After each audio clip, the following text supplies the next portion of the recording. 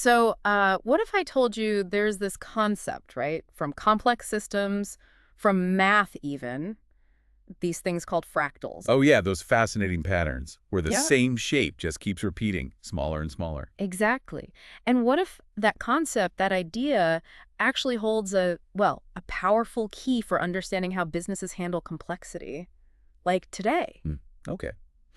It sounds like a bit of a leap, maybe, taking something pretty abstract like a mathematical fractal Right. and trying to map it onto the, let's be honest, often messy reality of running an organization. Totally. But, the source material we're digging into today, it's this article exploring exactly that connection. It makes a really a fascinating case. Right. So that's the plan for this deep dive then, to really unpack what that article's getting at. Absolutely. Our mission, and this is really pulled straight from the source's goals, is pretty clear. We want to see how these fractal ideas actually show up. You mean in the real structures and processes, and even the culture of a company. Yeah, exactly. How does it manifest? And it's not just about seeing it, I guess. We need to get into the so what. Yeah, What are the actual benefits? Why would thinking this way be good for a business? for sure. And importantly, what are the catches? The challenges?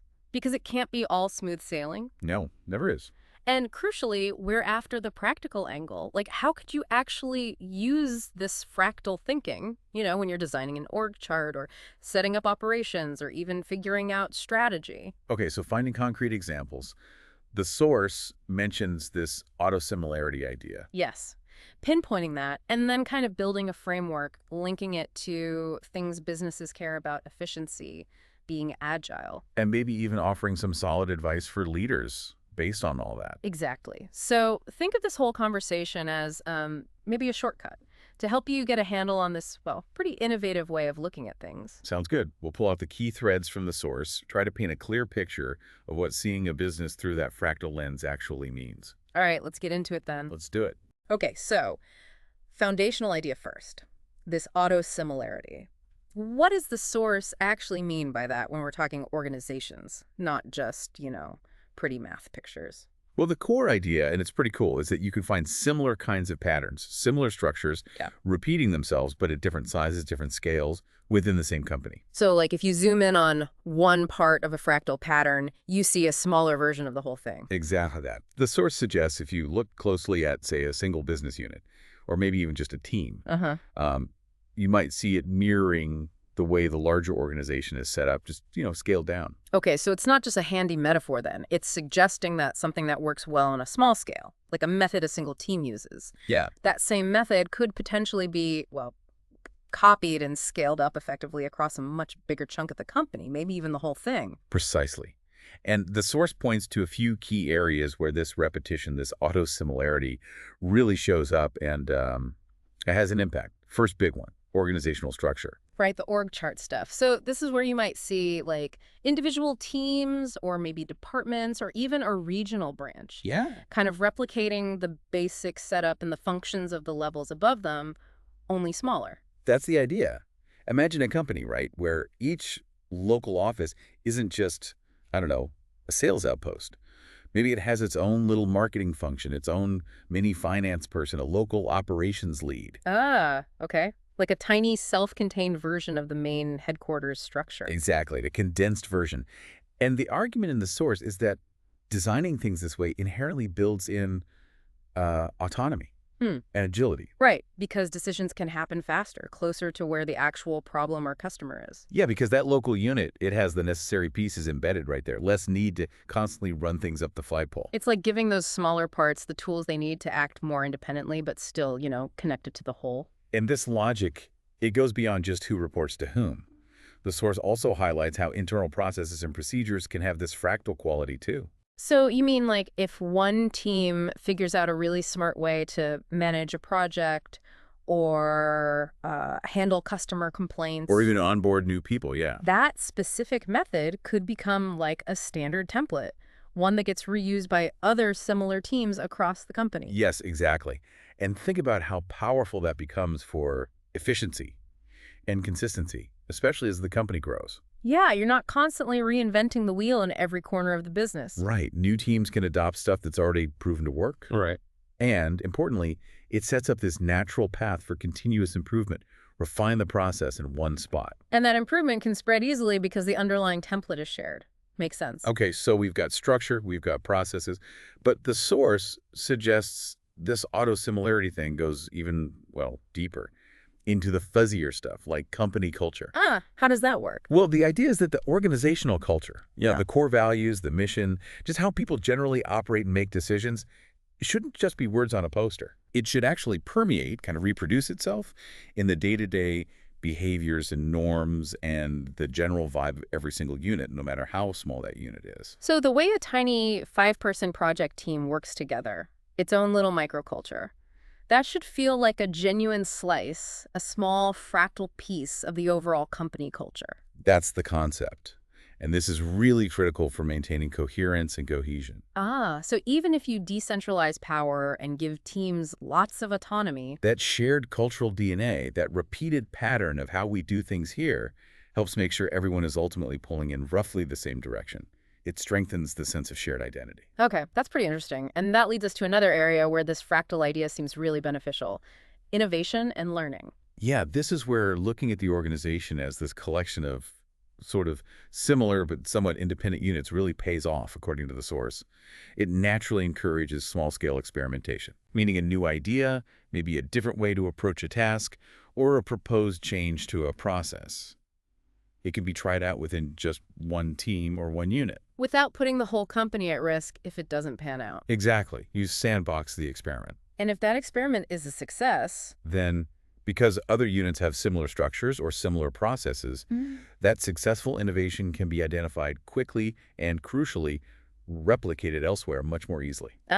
so it becomes this engine for spreading good ideas and best practices through the organization, like a diffusion mechanism. You got it. A mechanism for knowledge diffusion. And the flip side, which is just as important, I suppose, Failures are contained. If an experiment bombs, which they often do. right. If it doesn't work, the negative fallout is limited just to that smaller unit. It's a learning opportunity, maybe a cheap one, relatively speaking, not some catastrophic company-wide failure. No. It makes the whole system more robust, more resilient. Okay, so understanding how this autosimilarity shows up is one piece. But the source really seems to hammer home the actual benefits of trying to consciously build an organization with these principles in mind. Oh, definitely. The advantages outlined are pretty significant. Building on what we just talked about, you get much greater adaptability and resilience. Right, because you have these semi-independent units that are structured similarly. So if one part hits a snag, maybe a market disruption or something. The other parts can keep functioning. Yeah. They're built on the same underlying successful model, potentially. It prevents one failure point from taking down the whole ship. Makes sense. Less fragility. Exactly. And this structure naturally supports effective decentralization. When you give units the structure and processes to operate more independently. You're inherently pushing decision-making power further down the chain, aren't you? You are. Authority gets delegated. And that decentralization, that's the key to being more agile, isn't it? Decisions get made by the people who are closest to the customer or closest to the problem, the ones with the best, most current information. Precisely. And because of that underlying auto-similarity we talked about, those decentralized decisions are actually more likely to naturally stay aligned with the overall company strategy. It's not just chaos. Okay, that's a subtle but important point. Decentralized but coherent. And it also just makes practical sense for efficiency in scaling and growth. If your basic units, your core processes, even your cultural norms are designed to be replicable. Then growing the company, whether that's adding new teams, launching related products, expanding geographically, it becomes much smoother. Much smoother. You're not starting from scratch every single time. You've got these proven scalable templates almost ready to go. Less reinvention, more efficient expansion. Gotcha. And circling back to innovation. Yes, as we touched on, this whole approach really fosters continuous innovation and learning. The decentralized nature, the ability to experiment safely in small units. Combined with that mechanism for quickly replicating the successes. It creates an environment where improvement isn't some special project. It's kind of baked into the system at all levels. It's like distributing the R&D function, in a way. Little innovation hubs popping up everywhere, finding better ways. You can think of it like that. And finally, tying back to the culture point again, even with all this decentralization, all this local autonomy. The repetition of those core cultural patterns, the operational similarities, ensures that vital coherence and cohesion. Right. The organization doesn't just fragment into a bunch of disconnected silos. It maintains a unified identity, a shared purpose, even as it grows and gets more diverse. Wow. Okay, so when you lay it all out, it sounds like a genuinely powerful model, building companies that are dynamic, that can adapt. But There's always a but. yeah, the source isn't painting this as some kind of, magic wand, right? Mm. What are the big challenges, the things you really have to watch out for if you try to implement this kind of fractal structure? No, it's definitely not simple. A source is quite clear on the difficulties. A major one is maintaining global coherence. How do you balance that local autonomy with the need for everyone to move in the same general direction? Right. How do you make sure all these independent, auto-similar teams making their own calls, Yeah. how do you keep them truly aligned with the big picture, the overall company vision, the main strategy, the shared objectives? It takes work.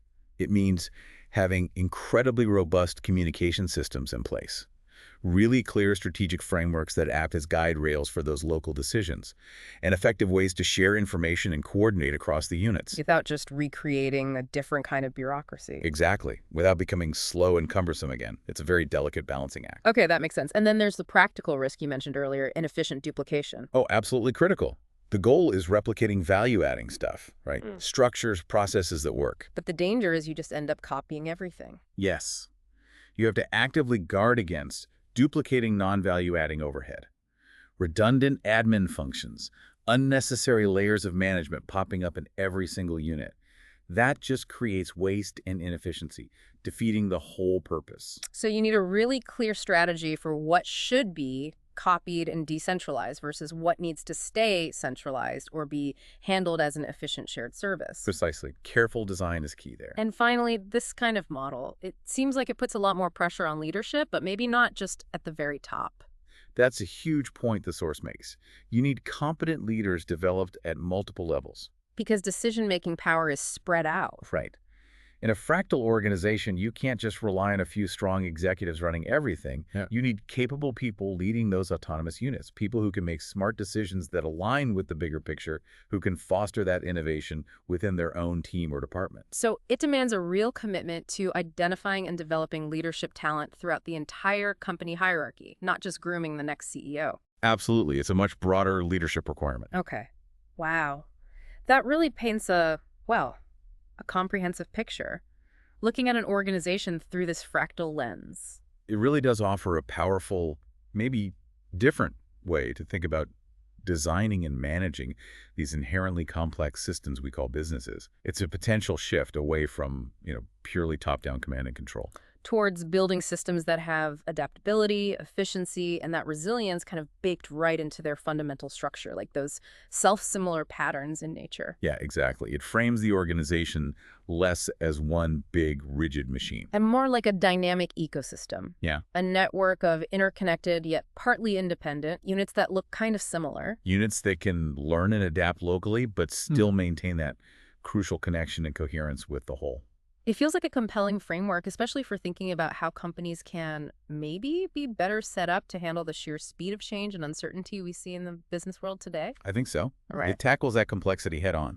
It really makes you think beyond just the lines and boxes on an org chart, doesn't it? Consider the deeper design principles. Because. And, the source leaves us with this really interesting, kind of provocative question to chew on. It puts it right back to the listener, to you. What's that? It asks, do you consider that your current company, or maybe one you know well, do you think it consciously or maybe even unconsciously applies any of these fractal principles in how it actually operates? That's a good one to ponder. Looking for those repeating patterns, that mix of autonomy and similarity. Yeah, something to really think about after listening. Do you see fractals at work where you work?